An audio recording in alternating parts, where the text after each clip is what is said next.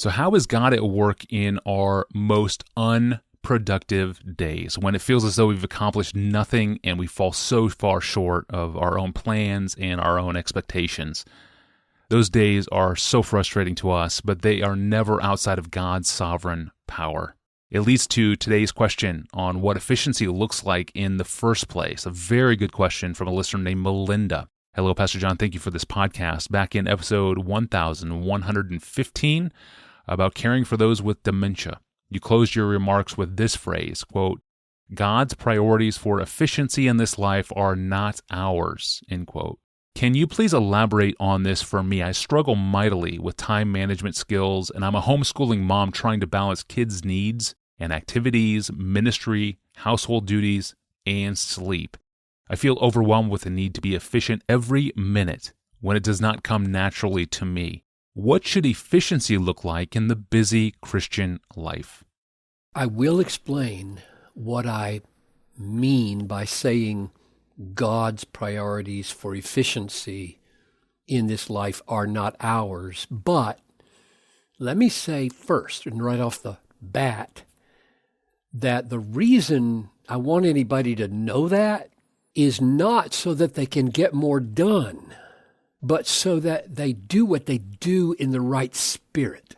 Okay, so that's preface over everything I have to say. So now what do I mean by saying God's priorities for efficiency in this life are not ours? I mean that our priority may be that between 10 and 11 this morning, I plan to run to the bank and get some cash so that I can be back in time to pay the boy, the teenager who is cutting my grass, while a neighbor watches my 2- and 4-year-old for me. That's the plan. And you feel good. I feel good.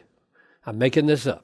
I feel good that I worked it out. I worked it out so that the neighbor was available and the teenager could come and I could get to the bank and get back before both of them had other engagements. Those are my priorities, and I have an efficient plan. Cut grass, kids watched, bank trip made, boy paid, everyone off to their next engagement. Victory, efficiency. That's what I mean by our efficiency. However, God, in this case, has a totally different set of priorities. Your neighbor was scheduled to be at a real estate office at 11:30, so she could join her husband to close on a new house, a house which unbeknownst to them has a flawed foundation. The teenager was planning to take his money from cutting the grass and pool it with some of the guys and buy some drugs that they shouldn't be using. You hit a traffic jam caused by a rollover of a semi, which has another unleashed story behind it, and you're locked up on the freeway for an hour. You never even get to the bank. You rush home as fast as you can. You get there an hour late. No money to pay the boy, and your neighbor has missed her appointment. You are frustrated almost to tears. Your efficiency proved utterly useless to accomplish your priorities. You failed. But God's priorities totally succeeded. He wanted to hinder that boy from buying drugs. He wanted to spare the neighbor from purchasing a house that's a lemon. And he wanted to grow your faith in his sovereign wisdom.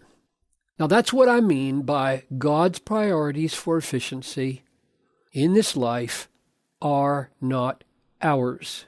And in my view, this isn't happening just now and then. It's happening all the time. When you read the Bible, you see in virtually every book the story of God doing things that are not the way humans would do them or want them done. God almost never takes the shortest route between point A and point B. And the reason is that such efficiency, the efficiency of speed and directness, is not what he's about. His purpose is to sanctify the traveler. not speed him between A and B. Frustrating human efficiency is one of God's primary, I say primary, not secondary means of sanctifying grace. The story of Joseph, Genesis 37 to 50, is one of the clearest examples, right? Joseph is hated by his brothers, thrown in a pit, sold into slavery, sold to Potiphar, accused of sexual harassment, thrown into prison, forgotten by Pharaoh's butler, and then, finally, 17 years in, made vice president of Egypt so that he could save his family from starvation. Moral of the story, chapter 50, verse 20. He says to his brothers, you meant it for evil. God meant it. God had an agenda. God had a plan. God meant it for good. So you guys, you rascals, were the traffic jam that kept me from getting to the bank for 17 years. But God was positioning me to be the Savior of my people. And he was in no hurry. And I was being tested at every single point. Would I trust him with his seemingly meaningless inefficiency? Which it wasn't. And when Paul was trying to get to Spain, instead, he had a plan. He has a really good plan. I'm going to go to Jerusalem, going to deliver the money, going to get on a boat, going to go to Rome, going to gather some support, going to end my life in Spain. What a great plan. He found himself in prison in Rome. What did he say? What did he say in Philippians 1:12? I want you to know, brothers, that what has happened to me has really served to advance the gospel, so that it has become known throughout the whole imperial guard and to all the rest that my imprisonment is for Christ. So his priorities for efficiently getting to Spain were shattered. But God's purposes to evangelize the imperial guard in Rome, right on track. So here's the implication for Melinda. By all means, make your list of to-dos for the day. By all means. Get as good as that as you can get. Prioritize the list. Yep, first things first. Make your plan. Do that the very best you can. Go ahead, read a book about it. But then walk in peace and freedom that when it shatters on the rocks of reality, which it will most days, remember, you're not being measured by God by how much you get done. You're being measured by whether you trust the goodness and the wisdom and the sovereignty of God to work this new mess for his glory and the good of everyone involved, even when you can't see how. Wow.